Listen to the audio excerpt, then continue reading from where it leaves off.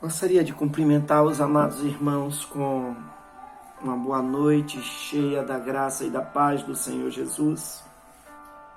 Neste culto de oração, gostaria de estar trabalhando com os irmãos mais uma vez a respeito daquele tema que começamos na quarta-feira passada.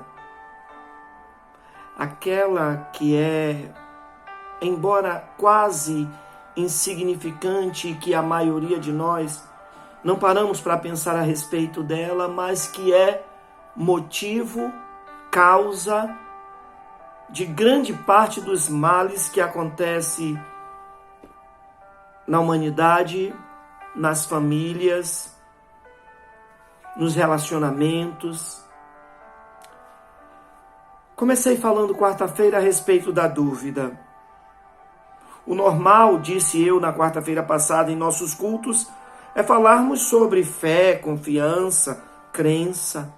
Mas dissemos aos irmãos na semana passada, o contrário de fé, confiança e crença é incredulidade, desconfiança e incertezas. E perguntei aos irmãos, onde nasce essa incredulidade, onde nasce essa incerteza, essa desconfiança? Na dúvida. Disse eu naquela oportunidade, que embora, como disse, seja um ser incipiente, mas a maioria dos males que assolam a humanidade, como por exemplo, a maioria dos acidentes de trânsito, a maioria dos grandes relacionamentos entre amigos, a maioria da destruição de famílias tem a sua origem na dúvida. Tendo tratado sobre esse tema na quarta-feira passada, gostaria de insistir nele nesta quarta-feira, perguntando para os irmãos onde está a fonte, o nascimento da dúvida. Você já parou para pensar sobre isso? Eu quero destacar nesta noite 3 fontes da dúvida. E a primeira delas, antes de qualquer coisa, eu gostaria de dizer que a primeira fonte de dúvida geralmente está relacionada a Deus e a sua palavra. Isso porque eu não quero falar de dúvidas enquanto um dos fenômenos da existência humana, fruto do raciocínio. Não quero falar. Quero me falar diretamente aos crentes, a nós. E como disse a primeira fonte de dúvida geralmente está relacionada a Deus e a sua palavra. É o que nos faz duvidar de Deus, nos faz duvidar do que está escrito na palavra dele. Se nós analisarmos, irmãos, no primeiro livro da Bíblia, lá no livro de Gênesis, nós vamos encontrar no capítulo 3 uma das mais poderosas fontes de dúvidas introduzida na história da humanidade. É o próprio Satanás que faz com que Eva duvide de Deus. E não somente de Deus, duvide da palavra de Deus. Não só de Deus e da sua palavra, duvide do relacionamento que Eva, juntamente com seu marido Adão, vivia diariamente, na viração do dia, conforme está escrito lá nesse capítulo 3 de Gênesis. Duvide do relacionamento dela com Deus. Quão terrível é a dúvida. Ela tem a sua origem, em primeiro lugar, em fazer com que duvidemos de Deus e da sua palavra.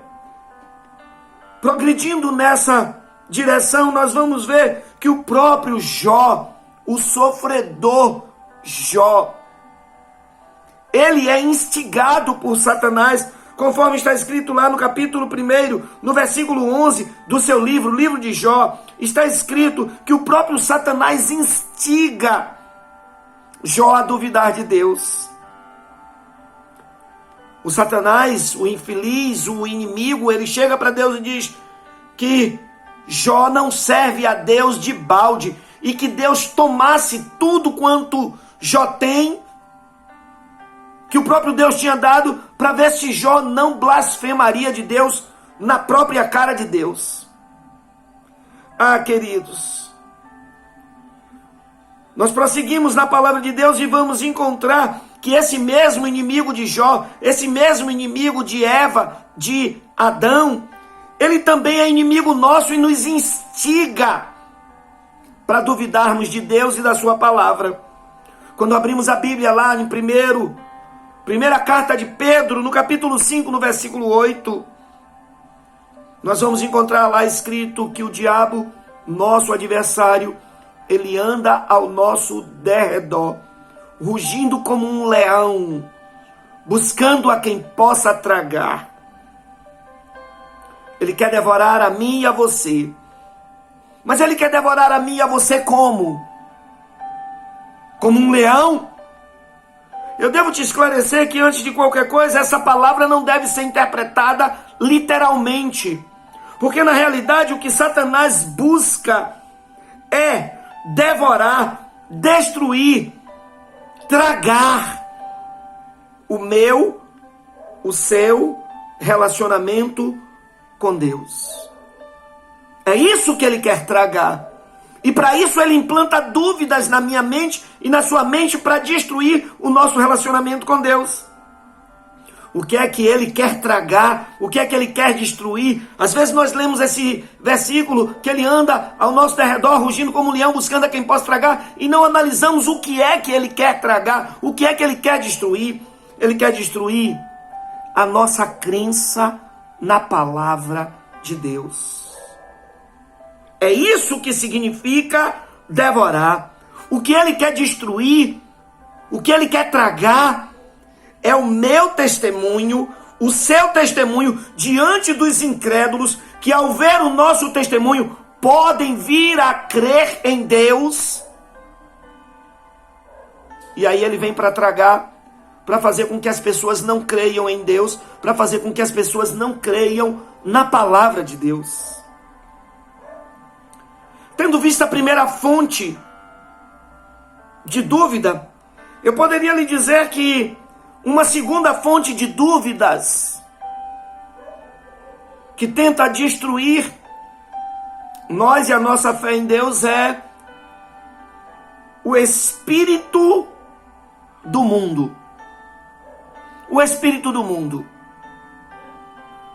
A própria palavra de Deus nos ensina que há um sistema mundano. Entenda aqui esse espírito como um sistema mundano.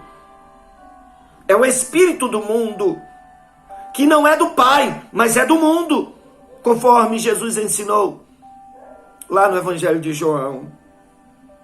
O que é que nós vemos, queridos, sobre este espírito do mundo? Nós vemos que o mundo ele tem o seu próprio conjunto de valores e objetivos. É isso que forma o espírito, o sistema do mundo. Ele tem o seu conjunto de valores e objetivos que sempre estão em oposição a Deus. O mundo possui uma sabedoria que é própria do mundo e que não é semelhante à sabedoria que há no Espírito Santo de Deus, conforme nos ensina 1 Coríntios capítulo 2, versículo 6. Uma é a sabedoria mundana, conforme também nos ensina o apóstolo Tiago.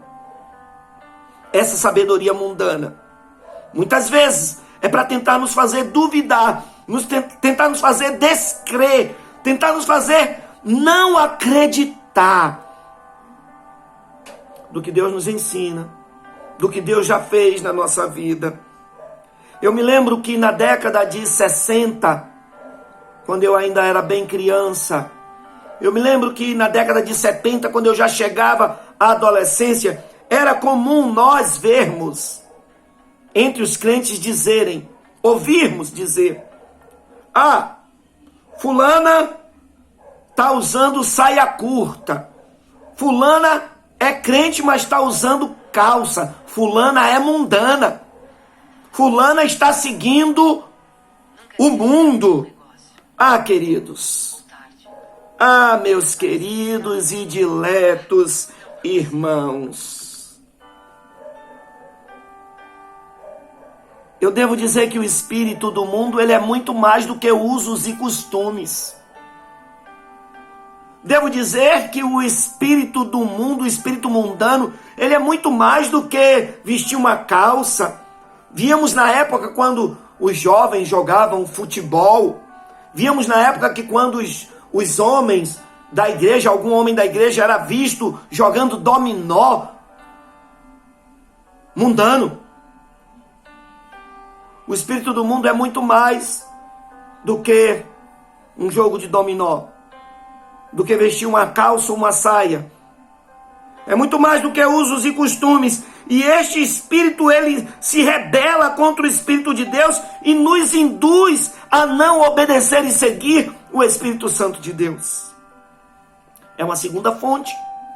Uma segunda fonte. De onde nascem as dúvidas. Mas existe uma terceira dúvida, ou melhor, uma terceira fonte de dúvida, e aqui eu quero chamar a atenção, porque considero esta possivelmente como a maior delas. A que eu me refiro? Eu me refiro que a fonte de dúvida maior é aquela que está em mim e você, que é fruto da minha imaturidade espiritual e da sua imaturidade espiritual. Quanto mais imaturo é o crente, mais dúvidas ele carrega em si e é levado a descrer e duvidar e passar pelas situações da vida, sendo propenso a desviar-se de Deus.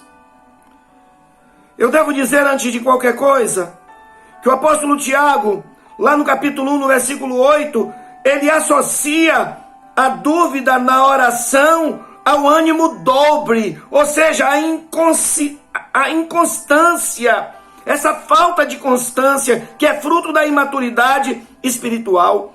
Paulo vai dizer aos crentes que duvidam da doutrina, que também é fruto da imaturidade espiritual.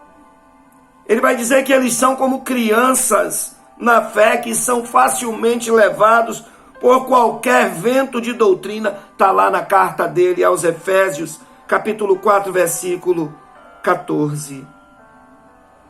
Queridos, vencer esse tipo de dúvida exige, portanto, seja este, seja qualquer, exige um relacionamento crescente, um relacionamento obediente a Deus e a sua palavra. Quanto mais íntimo o crente for de Deus, quanto mais nós cremos, mais nós sabemos sobre Deus. Quanto mais íntimos somos de Deus, quanto mais o conhecemos, quanto mais conhecemos a Deus, mais sabemos sobre Ele e sobre o seu caráter. Mais sabemos sobre Ele, sobre o seu caráter e sobre a sua fidelidade. Mais sabemos sobre o seu caráter, sua fidelidade, o seu amor por nós.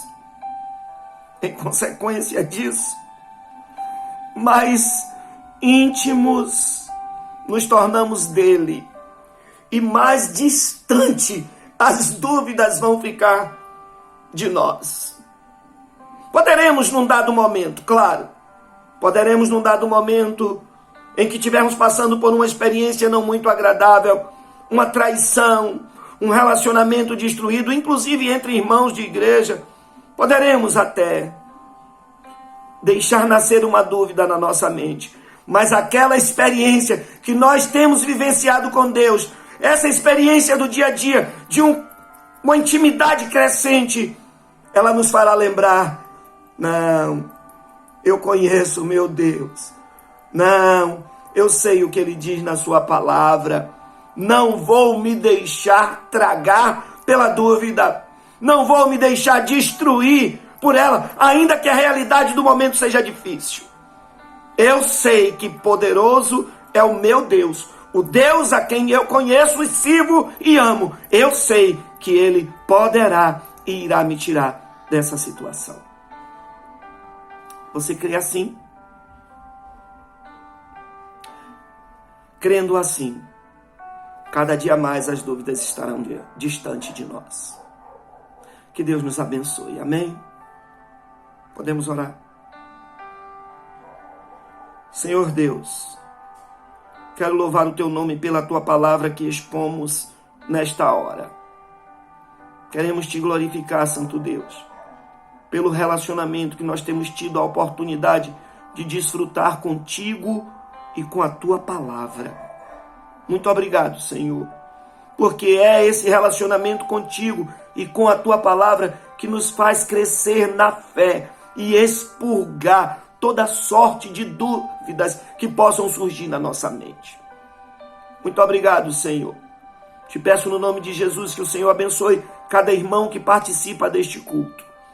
Que o Senhor abençoe de maneira especial aqueles que têm uma necessidade, que precisam, ó Deus, da Tua mão, da Tua unção, da Tua providência nesta hora. Eu te peço no nome de Jesus, vai ao encontro e age em favor do Teu filho, age em favor da Tua filha, Pai, e concede o que lhe deseja o coração. Nos dá, pois, uma noite e um restante de semana na Tua presença. Nos guia e nos guarda de todo mal. É a nossa oração, Senhor. Em nome de Jesus. Em nome de Jesus. Amém? Amém. Essa música de fundo, ela fala quão grande é meu Deus. Ele pode dissipar todas as dúvidas. Amém?